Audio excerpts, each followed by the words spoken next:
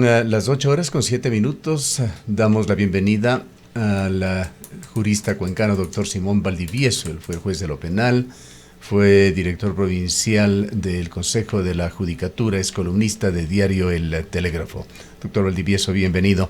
Quisiéramos conocer un poco cómo está la situación en el entorno nacional, a qué lleva esa sentencia del pasado viernes de la Corte Constitucional que acepta el estado de excepción, el último decretado por el gobierno. Le llama la atención por el recurso de haber utilizado a juristas externos al país, y lo más preocupante, declara que es inconstitucional la causal de conflicto armado interno. Le damos la bienvenida. Buenos días, Gustavo, muchas gracias por la oportunidad de poder conversar. Realmente el Ecuador se debate desde hace algunos años atrás en una crisis profunda, y principalmente aquello que tiene que ver con la inseguridad, merced a la existencia de lo que creo en otro momento lo había comentado, que es que los ecuatorianos tenemos que reconocer la existencia de un sexto poder en el Estado. Es decir, tenemos 5 funciones por mandato constitucional y un sexto poder, que es el crimen organizado, que está inserto incluso en las 5 funciones del Estado, y esa es la crisis por la que está atravesando el Ecuador. En torno a la sentencia de la Corte Constitucional, yo pienso que todos esperaban que una vez más la Corte Constitucional no apruebe el estado de excepción. Sin embargo, no hay una sindéresis, y hay que decirlo, de la Corte Constitucional, porque bajo los mismos parámetros que el penúltimo estado de excepción decretó el presidente de la República, no pasó por el filtro de la Corte Constitucional. Hoy más bien existe una sentencia en donde toman 2 elementos que de alguna manera sí preocupan desde el punto de vista del derecho y de la seguridad jurídica. ¿Qué quiero decir con aquello? Primero es de que están refiriéndose al decreto 111 del presidente de la República. Recordemos, Gustavo, que el presidente de la República dictó el decreto 110, el primer estado de excepción frente a la crisis de la inseguridad en el país, y a renglón seguido dictó el decreto 111, que está anclado en el Código Orgánico Integral Penal y que tiene que ver el combate con el crimen organizado sobre la base de haber declarado un conflicto armado interno. ¿Qué quiero decir con eso? De que el presidente de la República se ancló en el Código Orgánico Integral Penal e identificó, y de ahí viene la preocupación de esa sentencia última a la que hace referencia usted, Gustavo, de la Corte Constitucional, porque identificó a 22 grupos, y de acuerdo al Código Orgánico Integral Penal, indudablemente que las acciones del presidente son orientadas o destinadas a eliminar a esos 22 grupos, porque al declarar un conflicto interno está identificado un blanco, y ese blanco son 22 grupos organizados que están generando terror en el Ecuador. Por lo tanto, a mí sí me preocupa la sentencia de la Corte Constitucional, que frente al anterior, al penúltimo estado de excepción, no lo aprobó, hoy lo aprueba. Pero el segundo elemento que le comentaba a Gustavo es que también preocupa que llame la atención, o voy a utilizar la metáfora, jale las orejas al presidente de la República por utilizar los criterios de una organización, de un organismo internacional, lo cual no me parece sensato, y si el presidente lo ha tomado, él lo hace a su propio riesgo, pero eso no afecta bajo ningún punto de vista lo que estamos viviendo en el Ecuador y cuáles son los propósitos que debe tener, obviamente, el gobierno como política pública para dar paz y seguridad, que son 2 derechos fundamentales que tenemos los ecuatorianos. Sobre este punto, los jueces de la Corte Constitucional señalaron que esta era una forma indebida, este asesoramiento internacional, una forma indebida de injerencia externa en las decisiones de los jueces de la Corte. creo que tenga que ver, o no comparto personalmente esa lectura, porque entonces con esa lectura, Gustavo, me voy a reír un poco, tendríamos que botar al tacho de la basura el derecho comparado.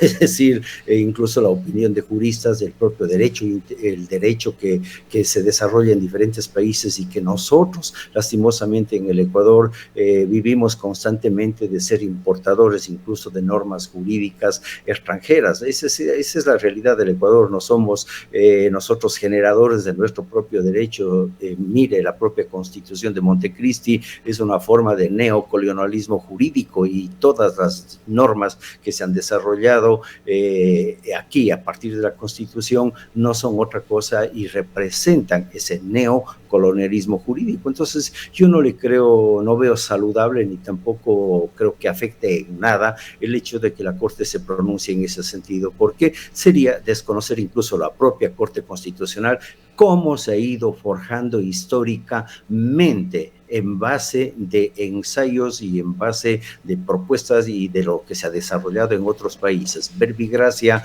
un ejemplo de lo que es el constitucionalismo en América Latina, es la Corte Constitucional de Colombia, y a la que la Corte Constitucional del Ecuador ha venido sistemáticamente utilizando sus resoluciones. Entonces, no creo que tiene mucho sentido y más bien es preocupante que la Corte Constitucional se ancle en un elemento como esos, como para tratar de deslegitimar una petición que hace un presidente de la República, cuando lo que debe preocuparnos a los ecuatorianos es el fondo del asunto de cómo poder constitucionalmente de alguna manera proteger al gobierno en su política pública de combate al crimen organizado. Doctor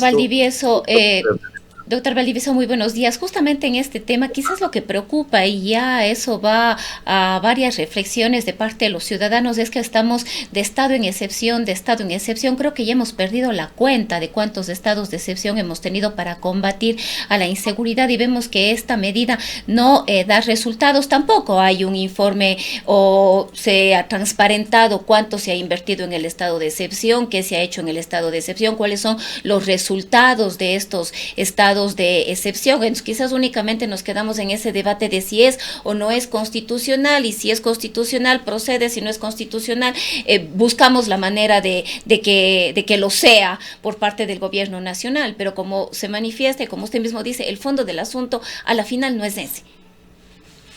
Totalmente de acuerdo, Rosana, usted señala con bastante acierto. Nosotros venimos desde hace 5 años atrás, un poco más, de estado de excepción en estado de excepción, empezando por aquellos que se dictaron frente a la crisis carcelaria, a la crisis carcelaria que se inició hace años aquí en el Ecuador y que simplemente yo creo que ahora es un león dormido, es decir, la presencia de las Fuerzas Armadas, la Policía Nacional, el control que están haciendo sobre los guías penitenciarios y el SNAI es lo que le mantiene dormido al sistema penitenciario.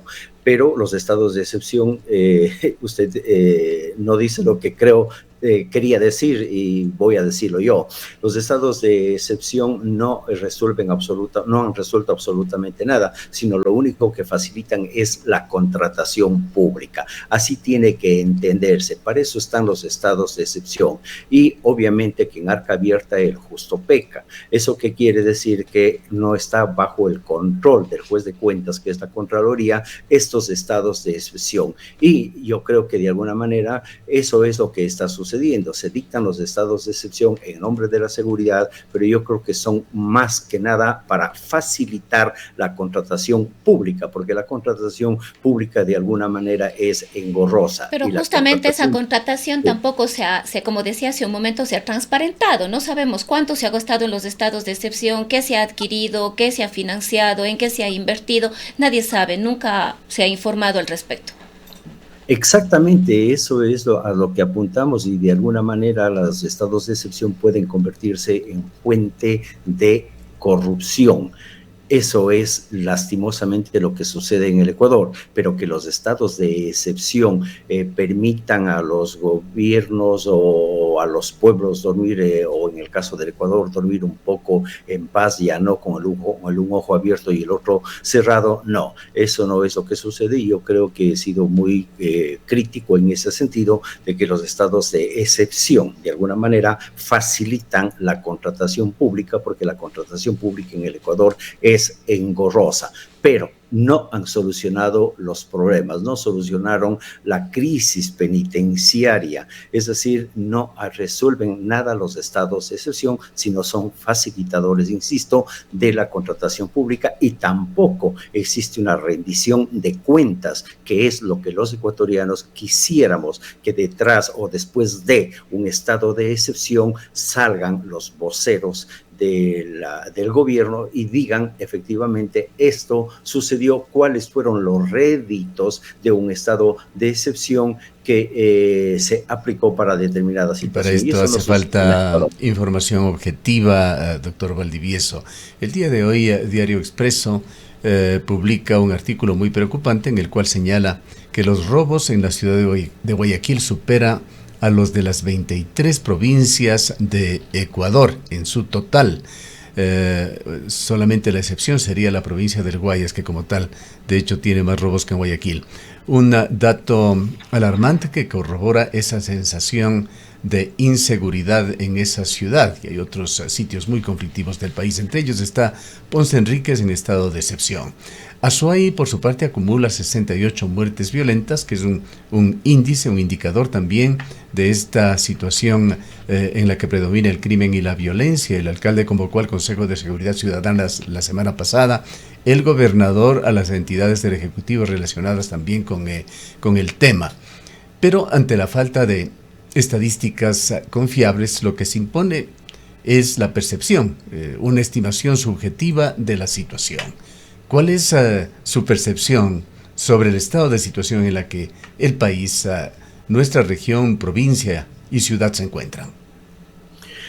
El crimen organizado juega con el gobierno al gato y al ratón, y también le hacen juego los gobiernos seccionales. Yo no creo que los problemas del país y el problema de la inseguridad se va a resolver a través de estados de excepción, a través de reuniones interministeriales, de esas reuniones en donde todos opinan, sacan conclusiones y al final no hacen absolutamente nada. Yo creo que el combate al crimen organizado, y de alguna manera, cuando se declaró que hay un conflicto armado interno, que pese a que ha sido hasta ahora no cesa la discusión desde la academia, desde la doctrina de que si vivimos en un conflicto armado interno, lo que sí tenemos que tener en claro es de que el crimen organizado, el sexto poder, es más fuerte que las Fuerzas Armadas, que la Policía Nacional. Si bien le escuchamos a la ministra Palencia decir y hacer estudios comparativos, mire, Gustavo, yo creo que la estadística, alguien dijo hace muchos años, es una mentira encuadernada. Efectivamente es eso, la estadística es una mentira encuadernada y juega a los números y a los intereses de quién es el vocero y a quién le quiere presentar. La ministra Palencia ha dicho que, haciendo un estudio comparativo en un periodo similar al del año anterior al de ahora, han disminuido los índices de criminalidad. Sin embargo, nosotros, y como usted lo señala, nos despertamos todos los días. Si prendemos la televisión, escuchamos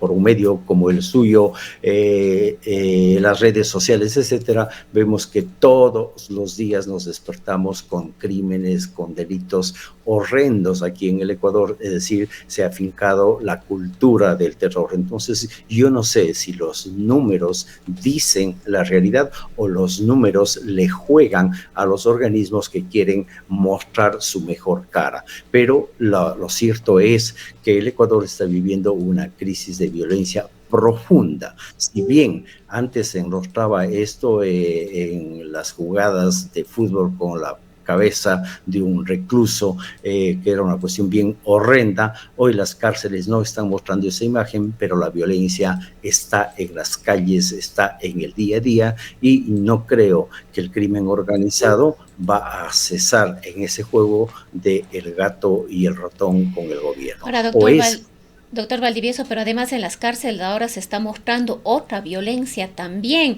que es la que están viviendo las personas privadas de la libertad, sin alimentos. Aquí no es hace mucho que se denunció vulneraciones, agresiones físicas, daños severos a las personas privadas de la libertad.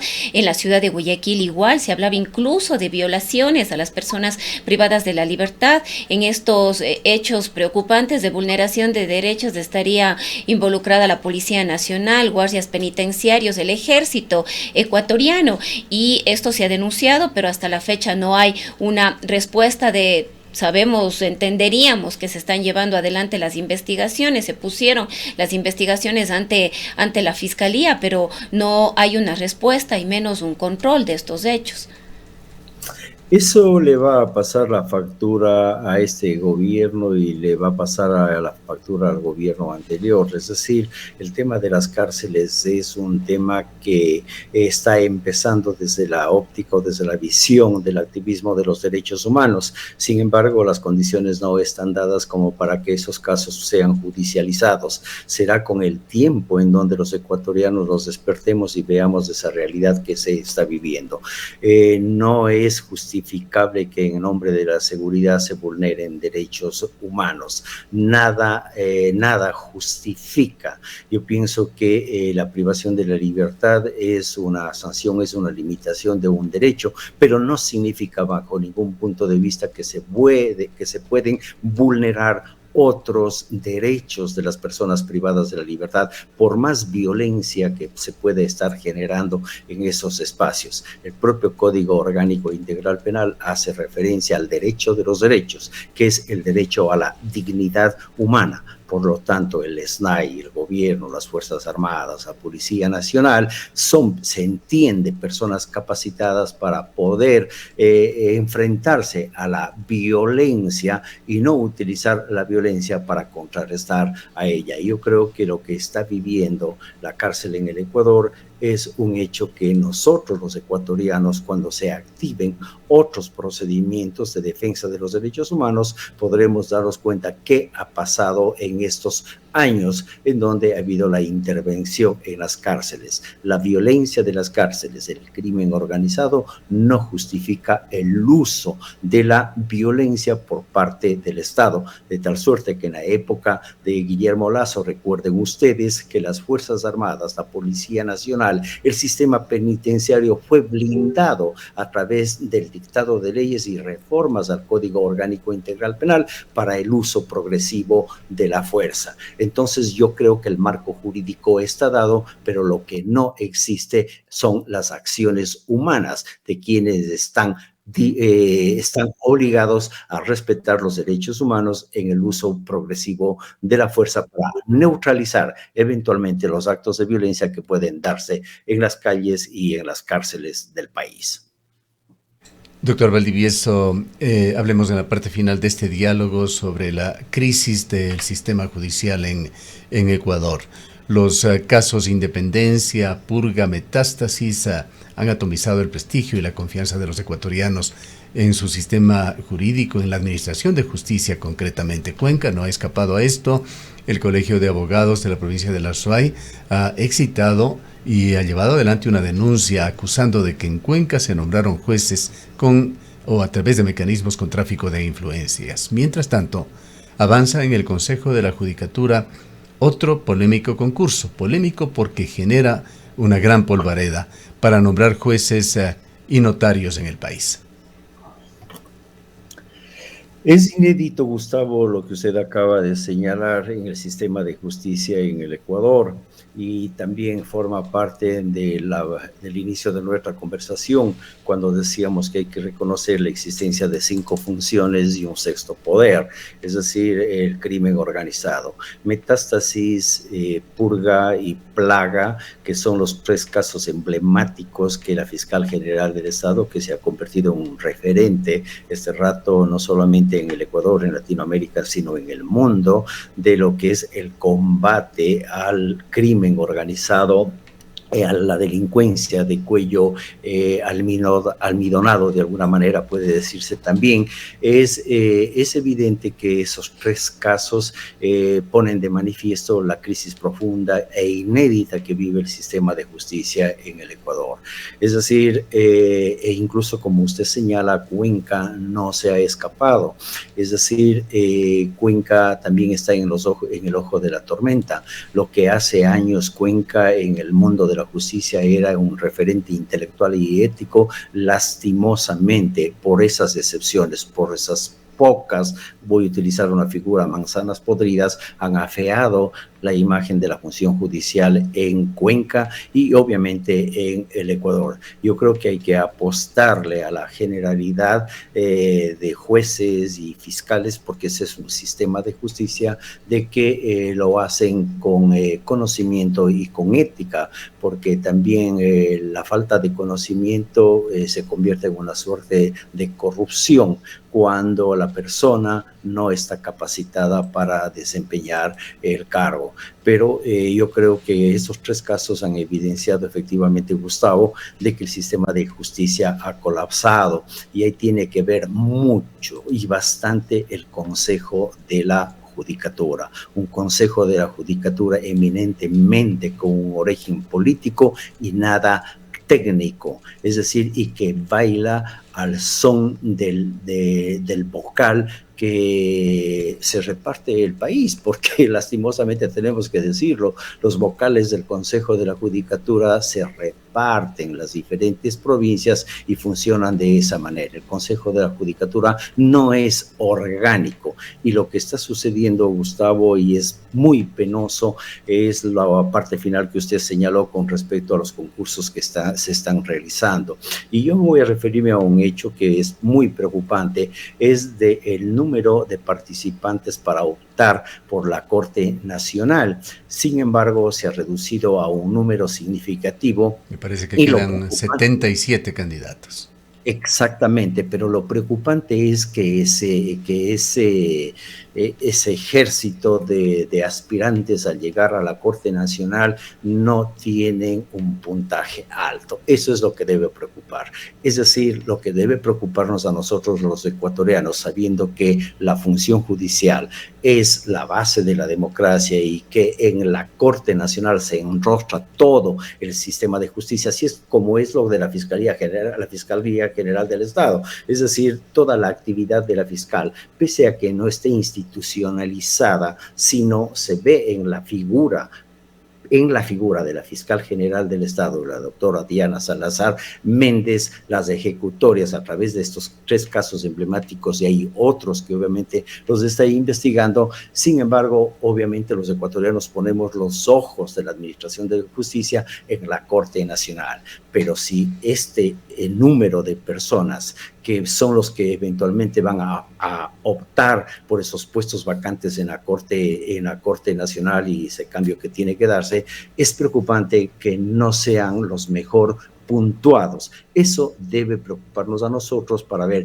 qué está sucediendo con el abogado en el Ecuador, y hasta qué punto también tiene una mea culpa la academia, y por qué los mejores juristas eventualmente que están litigando en el país no ponen la carpeta para llegar a la Corte Nacional. No digo este Consejo de la Judicatura en cuanto a las personas que hoy están ahí, me hablo del Consejo de la Judicatura como ente de los últimos años, es el que ha desgraciado la suerte de la Administración de Justicia en el país, porque no ha hecho procesos técnicos de selección, ni tampoco ha realizado procesos de revisión, como dice la Constitución y dice el Código Orgánico de la Función Judicial. Evaluaciones constantes, eso no ha habido, y esa es la razón por la que Terrán y compañía son el brazo derecho del crimen organizado en el país, y que de alguna manera uno de ellos ya ha sido condenado y los otros están en camino a ser condenados, porque son los autores de la desgracia de la función judicial en el Ecuador. Bien, gracias por habernos acompañado, doctor Valdivieso. Muchas gracias a ustedes y buenos días. El doctor Valdivieso es ex juez de lo penal, ex director provincial del Consejo de la Judicatura.